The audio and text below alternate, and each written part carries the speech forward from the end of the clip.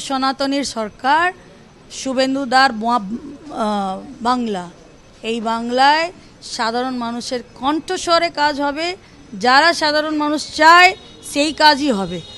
এটা তো বিজেপি সরকার তাদেরকে ধরছে না, কারা ধরছে? সাধারণ মানুষ তাদেরকে ডিম ছুঁড়ে মারছে বা জুতো ছুঁড়ে মারছে। সাধারণ মানুষ তাদেরকে তাদের চুরিগুলো ধরিয়ে দিচ্ছে। এবার সরকার স্টেপ নেবেন। যাব। নমস্কার, আপনারা দেখছেন আজ তাক বাংলা। আর এই মুহূর্তে আজ তাক বাংলার মুখোমুখি হয়েছেন তথ্য সংস্কৃতি দপ্তরের মন্ত্রী পূর্ণিমা চক্রবর্তী। আমরা সরাসরি পূর্ণিমাদির সঙ্গে কথা বলবো। এই আপনাকে আমি যেটা দেখেছি সেটা হচ্ছে লড়াকু নেত্রী হিসাবে, যেটুকু মনে পড়ছে জোড়াবাগান থানা বা শ্যামপুকুর থানা, আপনি মহিলা মোর্চার প্রেসিডেন্ট। মানে সেই যে দিনটা, যে এই যে যেভাবে আপনি লড়াই করেছেন, আপনাদের তখন আমরা দেখেছি পুলিশ পারমিশন দিত না, কি ঘুরো তারা, শ্যামবাজারে বসে পড়লেন, এখানে বসে পড়লেন। এই যে কালকে নবান্নে গেলেন, নবান্নে যাবার পর এখন অনুভূতিটা কেমন, আগে আমি একটু জানতে চাইছি। ভাষা নেই, মানে সেই আবেগ, সেই আনন্দ, সেই খুশিকে ব্যাখ্যা করা ভাষা নেই, বলার ভাষা নেই। আমার মতন একজন সাধারণ পরিবারের মেয়ে বউ এত বড় জায়গা অবধি যেতে পারে। আমি সংকল্প নিয়েছিলাম সমগ্র সমাজের যারা মহিলারা আছে, সিঙ্গেল উমেন যারা আছেন, সারভাইভ করছেন নিজেকে, তাদের জন্য একটা এক্সাম্পল হওয়ার জন্য। সেটা আমি আজকে হতে পেরেছি, এই জন্য আমি অনেক খুশি। আমি ঠাকুরকে ধন্যবাদ জানাই, আমি আমার পরিবার, আমি মাননীয় মুখ্যমন্ত্রী শুভেন্দুদাকে ধন্যবাদ জানাই, যার আশীর্বাদে আজকে আমি এই দফতরে প্রতিমন্ত্রী হিসেবে আমি কাজ করার সুযোগ পেলাম। মাননীয় মিঠুন চক্রবর্তী মহাশয়কে আমি ধন্যবাদ জানাই, যার আশীর্বাদে আজকে আমি সমাজমূলক কাজ করার আমি একটা জায়গা পেলাম।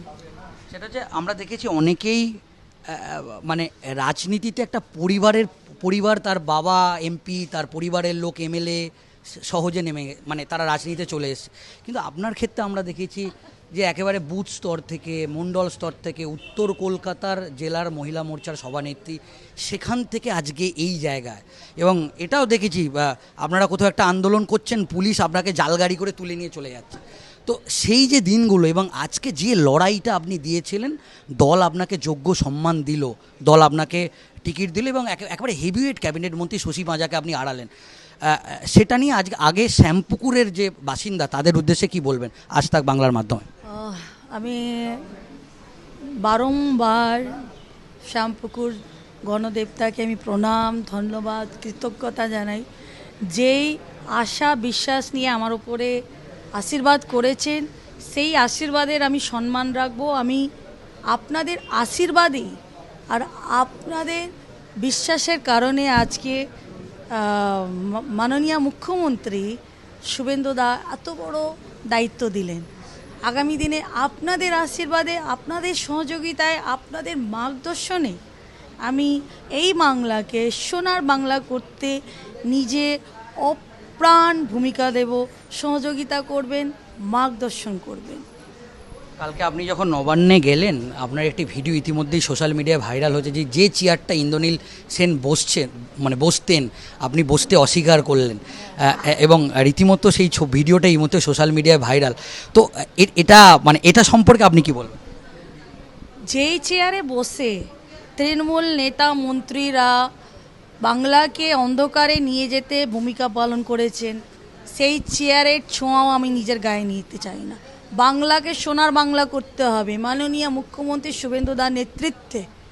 আমি চাই না কোনো রকম এই দুর্নীতিবাজ সরকারের কোনো ছোঁয়া আমাদের এই সোনার বাংলা হিন্দু সনাতনী সরকারের মানে একটা বিন্দু মাত্র কাউকে ছুঁতে পারে। যার জন্য আমি বলে চেয়ারটাকে সরিয়ে দিন। আপনি এটাও শুনেছেন যে ইন্দ্রনীল সেনের যিনি স্ত্রী, মানে তিনি এবং ধ্রুবজ্যোতি বোস, মানে টালা প্রত্যয়ের যে তাকে শুভ বলা হয়, তারা ইউনেস্কোর নাম দিয়ে তারা একটা স্মাস আর্ট বলে একটা সংস্থা খুলে লক্ষ লক্ষ কোটি কোটি টাকায় তারা টিকিট বিক্রি করেছে এবং এই দুর্গাপুজো কমিটিগুলো, এবং তথ্য সংস্কৃতি দপ্তরের মন্ত্রী এর সঙ্গে জড়িত, এবং ইতিমধ্যেই ইন্দ্রনীল সেনের নামে থানায় লিখিতভাবে কমপ্লেন হয়েছে। তাহলে এই যে দুর্নীতি, স্বজন পোষণ, ফাইল খুলবেন তাদের বিরুদ্ধে ব্যবস্থা নেমে পূর্ণিমা চক্রবর্তী? 100 বার ফাইল খুলবে, আর মাননীয় মুখ্যমন্ত্রী ফাইল খুলবেন। মাননীয় মুখ্যমন্ত্রী অলরেডি কাজকে এগিয়ে দিয়েছেন। আগামী দিনে ওনার নেতৃত্বে এই বাংলায় কোনো চোরকে কোনো রেহাই দেয়া যাবে না। যারা বাংলার মানুষকে ঠকিয়েছেন, বাংলার সংস্কৃতিকে ধ্বংস করার যারা নিজের ভূমিকা পালন করেছেন, তাদেরকে রেহাই নয়। এই সরকার হিন্দু সনাতনীর সরকার, শুভেন্দুদার বাংলা। এই বাংলায় সাধারণ মানুষের কণ্ঠস্বরে কাজ হবে, যারা সাধারণ মানুষ চায় সেই কাজই হবে। এটা তো বিজেপি সরকার তাদেরকে ধরছে না, কারা ধরছে? সাধারণ মানুষ তাদেরকে ডিম ছুঁড়ে মারছে বা জুতো ছুঁড়ে মারছে। সাধারণ মানুষ তাদেরকে তাদের চুরিগুলো ধরিয়ে দিচ্ছে। এবার সরকার স্টেপ নেবেন, 100 বার নেবেন। বড় মাথা হোক ছোট মাথা হোক, কাউকে রেহাই দেয়া যাবে না যারা দীর্ঘদিন ধরে বাংলাকে লুট করেছে। সেটা হচ্ছে যে অন্যান্য অনেক দপ্তর আছে, কিন্তু তথ্য সংস্কৃতি দপ্তর একটা চ্যালেঞ্জে। মানে এই সরকার বিগত দিনে যে কাজ করবে, এটা গোটা রাজ্যের মানুষের কাছে তুলে ধরতে হবে যে সরকার কি কাজ করবে। তো এই রকম একটা গুরুত্বপূর্ণ দপ্তরের মন্ত্রী করা হয়েছে মুখ্যমন্ত্রী, তিনি নিজের দায়িত্বে থাকবেন এবং মুখ্যমন্ত্রীর সঙ্গে আপনি সহকারী হিসেবে থাকছেন। মানে এত বড় একটা দায়িত্ব অন্য কোনো দপ্তর নয়। যে দপ্তর আগামী দিনে কাজ করবে, সেই দপ্তরটা গোটা রাজ্যের মানুষের কাছে একটা মুখ হবে যে এই দপ্তর, মানে এই সরকারের কি কি কাজ হবে। মানে এত বড় একটা দায়িত্ব, এটা তো বিরাট বড় একটা চ্যালেঞ্জ। সেই চ্যালেঞ্জ পূর্ণিমা চক্রবর্তীকে কেন দেওয়া হলো? এই চ্যালেঞ্জ কি অ্যাকসেপ্ট করছেন পূর্ণিমা চক্রবর্তী? মাননীয় মুখ্যমন্ত্রী, সত্যি আমি ওনাকে যতটা আমি ধন্যবাদ জানাই কম আছে। এত বড় ভরসা দায়িত্ব দেওয়ার জন্য। চ্যালেঞ্জ এই সরকার, বিজেপি সরকার, মাননীয় মুখ্যমন্ত্রী শুভেন্দুদার দেখানোর পথে যারা দায়িত্বভার নিয়েছেন, তারা সব রকম চ্যালেঞ্জ অ্যাকসেপ্ট করছেন। মাননীয় মুখ্যমন্ত্রী শুভেন্দুদার হাত শক্ত করার স্বার্থে, বাংলাকে মজবুত করার স্বার্থে আমরা সব রকম চ্যালেঞ্জ অ্যাকসেপ্ট করব। বাংলার জনগণ জানে কি এই বিজেপির সরকার সব চ্যালেঞ্জকে পেরিয়ে একদম বাংলাকে অন্য উন্নয়ন পথে এগিয়ে নিয়ে যাবে। মহাগুরু মিঠুন চক্রবর্তী ইতিমধ্যেই আজ তাক বাংলাকে একটি সাক্ষাৎকার দিয়েছেন এবং আজ তাক বাংলার মুখোমুখি হয়েছিলেন। আজ তাক বাংলাকে তিনি যেটা জানিয়েছেন যে পূর্ণিমা অনেক মাটি থেকে উঠে এসেছে, এবং আমরা সেটা দেখলাম যে আপনি মিনিস্টার হয়েও জনতার দরবার করছেন, সাধারণ মানুষের মানে সমস্যাগুলো দেখছেন। ইতিমধ্যেই দেখা যাচ্ছে এখন সরকারের 1 মাস বয়স, অনেক এমএলএ তারা ফোনই রিসিভ করছেন না। কিন্তু মহাগুরু আপনাকে কোট আনকোট মানে আপনার প্রতি আস্থা রাখলেন যে আপনি জনতার মাঝেই থাকবেন এবং জনতার জন্য কাজ করবেন। এই যে একজন তার মুখ থেকে এই বক্তব্য, এটাকে কীরকমভাবে দেখছেন? উনি জানেন আমি মাটির মেয়ে, আমি মাটির হয়ে কাজ করেছি, আগামী দিনেও করব।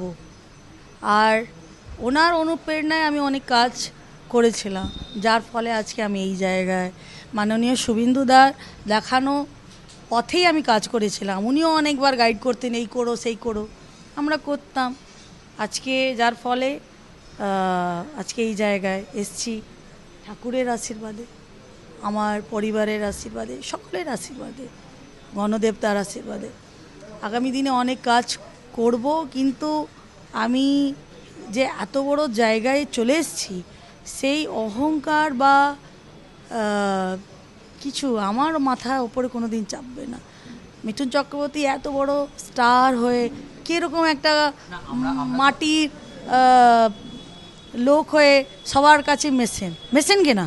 এবং আমরা আমরা যেটা দেখলাম যে 2026-এ এমন একটা আসন আপনাকে দেওয়া হয়েছিল শ্যামপুকুর, যেটা সত্যি কঠিন ছিল একেবারে, এবং হেভিওয়েট ক্যাবিনেট মিনিস্টারের প্রাক্তন মন্ত্রী শশী পাঁজা। কিন্তু আমি দেখলাম যে মহাগুরু এবং দলের একটা বড় অংশ উত্তর কলকাতা আপনার পাশে ছিল, এবং আজকে যে জয় এলো, কি বলবেন? আহ, বলার কিছু নেই, মানে ভাষা নেই আমার কাছে কিছু বলার। সেই জার্নিকে যখন আমি মনে করি চোখে জল আসে।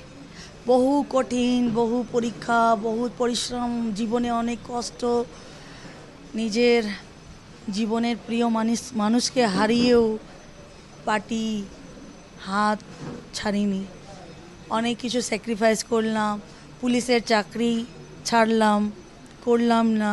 দু সন্তানকে নিয়ে পার্টিকে শক্ত করব, এই তোলামূল সরকারকে এখান থেকে সরাবো, এই তোলামূল সরকারকে এখান থেকে বিতাড়িত করব সংকল্প নিয়ে যে পার্টির কাজে আন্দোলনে সহযোগিতা করলাম একটা বড় কার্যকর্তা রূপে।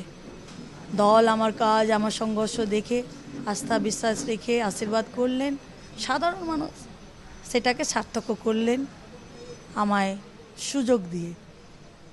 শেষ প্রশ্ন করব, সেটা হচ্ছে জনতা জনার্দন, এই শ্যামপুকুরের যে মানুষ, তাদের মানে তাদের আশীর্বাদে আজকে আপনি নবান্নের দরজায় পৌঁছে গেছেন। তো শ্যামপুকুরের মানুষদের জন্য কিছু প্ল্যান করেছেন, কিছু রুট ম্যাপ, যেটা আপনার মনে হয়েছে একেবারে প্রথম বছরই সেই কাজটা শ্যামপুকুরের মানুষদের আপনি উপহার দেবেন? আমি শ্যামপুকুর গণদেবতাকে একটাই কথা বলবো, একটু ধৈর্য রাখবেন, সময় দেবেন। এই সবে 1 মাস হয়েছে এই সরকারের, আর আপনাদের আশীর্বাদে আমরা এই জায়গায় এসেছি। বাংলাকে তো সোনার বাংলা করব, কিন্তু শ্যামপুকুরকে সোনার শ্যামপুকুর কিভাবে করতে পারি সম্পূর্ণরূপে আপনাদের সহযোগিতা ছাড়া আমি কোনো কাজকে এগোতে পারবো না বা কিছুই করতে পারবো না। সম্পূর্ণরূপে মার্গদর্শন করবেন, সহযোগিতা করবেন। আগামী দিনে যে আমরা নির্বাচনের সময় প্রতিশ্রুতিগুলো দিয়েছিলাম, আগামী দিনে সেই প্রতিশ্রুতি পূরণ হতে চলেছে, একটু সময় দেবেন। মেও হাসপাতাল থেকে নিয়ে, রেড লাইট এরিয়া থেকে নিয়ে, কুমোরটুলি থেকে নিয়ে, বস্তি বলুন, রাস্তাঘাট বলুন, গঙ্গাঘাট বলুন, সব কাজে আমরা মাননীয় মুখ্যমন্ত্রী শুভেন্দু দা নির্দেশে আমরা কাজ এগোতে চলেছি। আপনারা একটু সহযোগিতা করবেন, সময় দেবেন।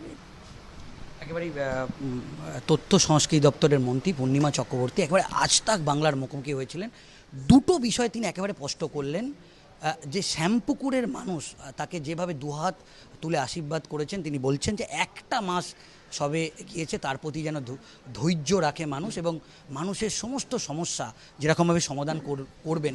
ঠিক আরেকটা বিষয় আজ তাক বাংলাকে তিনি স্পষ্ট করলেন, কোট আনকোট কাউকেই রেয়াদ নয়, যারা দুর্নীতি করেছে তথ্য সংস্কৃতি দপ্তরে, এবং যে স্বজন পোষণ যে একটা অভিযোগ উঠে আসছে, সেই সমস্ত বিষয়ের যেরকম তদন্ত হবে, তিনি একদম স্পষ্ট করে বললেন যে মুখ্যমন্ত্রী শুভেন্দু অধিকারী একেবারে বেছে বেছে তাদের কড়া শাস্তি দেবে, এবং তিনিও বলেছেন যে কাউকেই রেয়াদ নয়।